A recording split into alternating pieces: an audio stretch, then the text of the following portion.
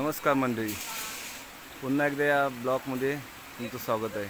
नवीन blog घेऊन येत आहे। हे स्वप्नील विष्णुदास गुरव यांचं स्लॅबचं घराचं काम चालू आहे आणि हे आपले मिस्त्री कसे हे काय करतात ते तुम्हाला दाखवणार आहे।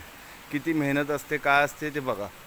आपण म्हणतो स्लॅबचं घर बांधणं सोपं असतं, किती कठीण असतं ते पण बघा।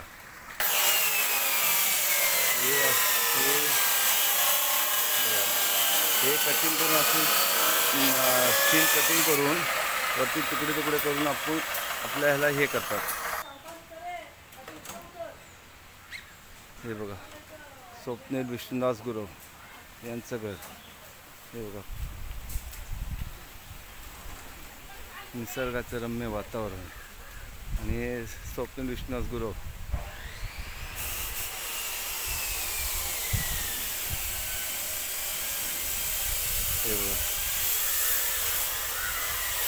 स्टील स्लॅब टाकणं, कसं स्टील बांधतात आणि कसं काय करतात ते तुम्हाला प्रत्यक्षरित्या दाखवतो। हे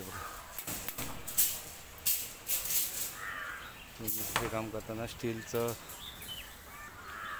हे स्टील बांधायचं, हे स्लॅब आपण म्हणतो टाकायचं म्हणतात, ते किती सोपं आणि किती कठीण असतं ते बघा। हे रुपेश कांबळे आहेत। हे बघा, हे तिघजण कसे बांधतात काय सहीच्या आधारे बघा। हे बाबू इकडे बघ। हां, किती मेहनत, भर पावसात ना आपली मेहनत चालू आहे। माणूस किती कष्ट करतो आणि किती कष्ट करावं लागतात ते बघा।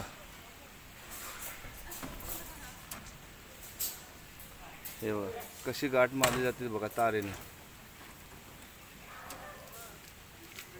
हे काम करणं अगदी सोपं असं आपण म्हणतो, पण सोपं नाही, भरपूर मेहनत करावी लागते। हे बघा, स्टील सर्व कापून वगैरे घेऊन सर्व अशा रीते हे पूर्ण स्लॅबचं आणि बेडरूम किचन सर्व पूर्ण घराचं स्लॅब। हे असं हे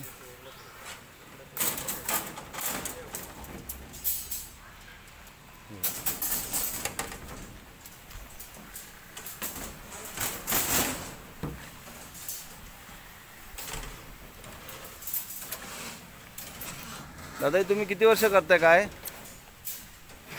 किती वर्ष करता? हे किती वर्ष झाली तुम्हाला सांगा रे? 13 वर्ष। हे सलग 13 वर्ष असे सेंटरिंगचे कामं, असं स्लॅब वगैरे सर्व 13 वर्ष सलग करतायत।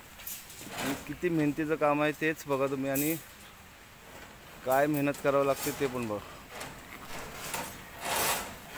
रुपेश कांबळे।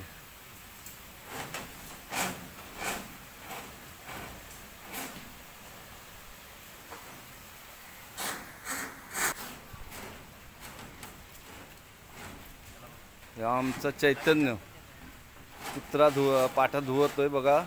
चैतन्य इकडे बघ। हे बघा चैतन्य।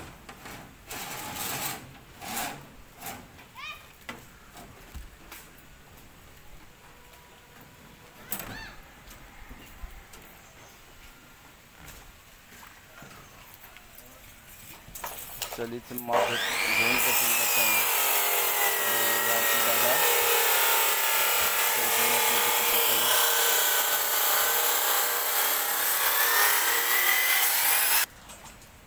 ह्या कंस्ट्रक्शनचं नाव आहे जय भैरी कंस्ट्रक्शन।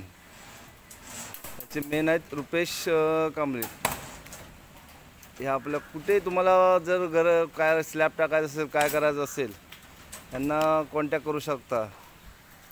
हां, 7972 97 61 68 हा यांचा नंबर आहे। यांना कॉन्टॅक्ट करू शकता तुम्ही।